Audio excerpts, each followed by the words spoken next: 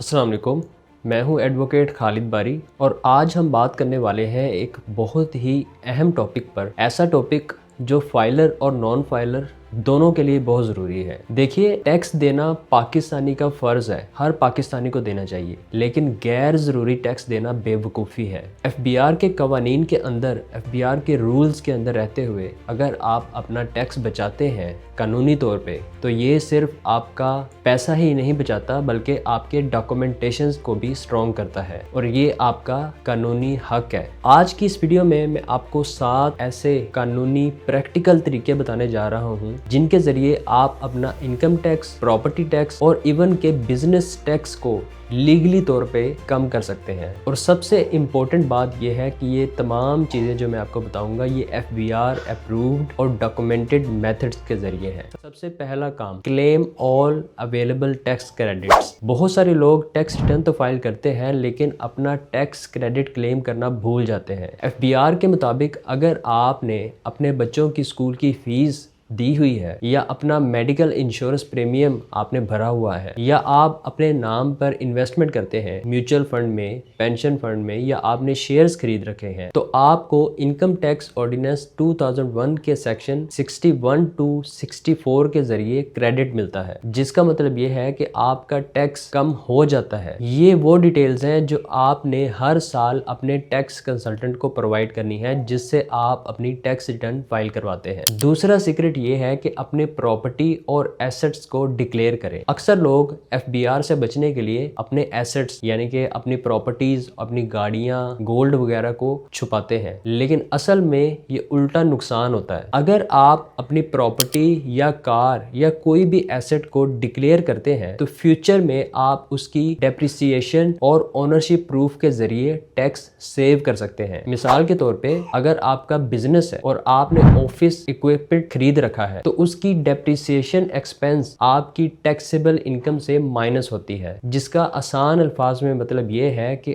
आपको कम टैक्स पे करना पड़ता है। तीसरा सीक्रेट ये है कि अपने बिजनेस को प्रॉपरली रजिस्टर्ड करें। यहाँ पे बहुत सारे लोग ऐसी गलती करते हैं कि अपना बिजनेस तो चला रहे हैं लेकिन उसको रजिस्टर नहीं कर रहे। अगर आप सोल प्रोप्राइटर, पार्टनरशिप या प्राइवेट लिमिटेड फॉर्म में रजिस्टर्ड है तो आप लीगली क्लेम कर सकते हैं। Business expenses, rent, utility bills, salaries जो आप देते हैं, मार्केटिंग कॉस्ट, ये वो तमाम चीजें हैं जो अगर आपकी इनकम से निकल जाती हैं तो आपका जो इनकम टैक्स है वो ऑटोमेटिकली कम हो जाता है। इसीलिए मैं अपनी तकरीबन हर वीडियो में कहता हूं कि अपने बिजनेस को FBR में रजिस्टर करवाएं। याद रखें कि बिजनेस रजिस्टर करवाना महंगा नहीं है, FBR का नोटिस महंगा है। फोर्थ सीक्रेट ये है कि अपना जो टैक्स क्रेडिट है, आपने अगर न्यू कार परचेज की है उसका जो टैक्स क्रेडिट है उसको यूज करें। अगर आप सैलरीड पर्सन हैं, तनख्वाहदार हैं या रजिस्टर्ड फाइलर हैं और आप अपने नाम पर कार खरीदते हैं तो उस कार के ऊपर जो आप एडवांस टैक्स पे करते हैं अकॉर्डिंग टू सेक्शन 231B,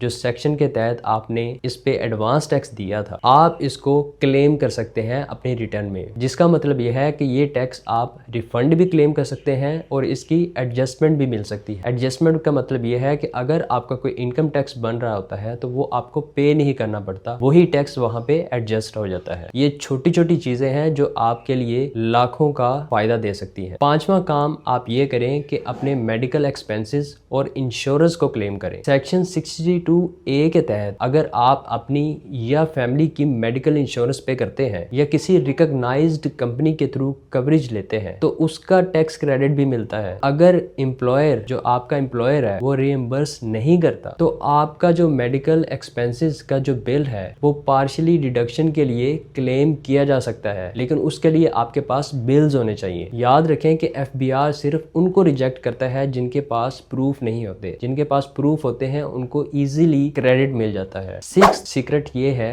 कि एजुकेशन और पेंशन फंड इन्वेस्टमेंट्स, अगर आप वॉलंटरी पेंशन स्कीम यानी कि VPS में इन्वेस्ट करते हैं जैसे UBL, NBP, अलमिजान, तो आपको 20% तक का टैक्स क्रेडिट मिलता है डिपेंडिंग ऑन एज। इस तरह अगर आप सेक्शन 64A(b) के तहत अपने बच्चों की ट्यूशन फीस पे कर रहे हैं तो उसका भी टैक्स बेनिफिट मिलता है, लेकिन इसके लिए शर्त यह है कि आप फाइलर हों और जो भी आपने स्कूल की फीस पे की है वो आपने अपने NTN के जरिए पे की हो। 7th सीक्रेट ये है कि अपने पर्सनल और बिजनेस अकाउंट्स को मिक्स ना करें, जो कि FBR के ट्रैप में सबसे आम गलती है जो बहुत लोग करते हैं। अपने पर्सनल अकाउंट से बिजनेस की ट्रांजैक्शंस कर देते हैं और बिजनेस अकाउंट से पर्सनल ट्रांजैक्शंस कर देते हैं। जब आप सेपरेट अकाउंट्स रखते हैं तो हर एक्सपेंस और इनकम ट्रेसेबल होती है और ये आपको ऑडिट और एडिशनल टैक्स दोनों से बचाती है। प्लस बिजनेस अकाउंट के जरिए जो ट्रांजैक्शंस होती हैं उन पे कानूनी तौर पे बिजनेस एक्सपेंस डिडक्शन क्लेम कर सकते हैं। यहाँ पे मैं आपको बोनस टिप देता चलूं, अगर आप ओवरसीज पाकिस्तानी हैं और आपकी इनकम बाहर से पाकिस्तान में आती है तो वो भी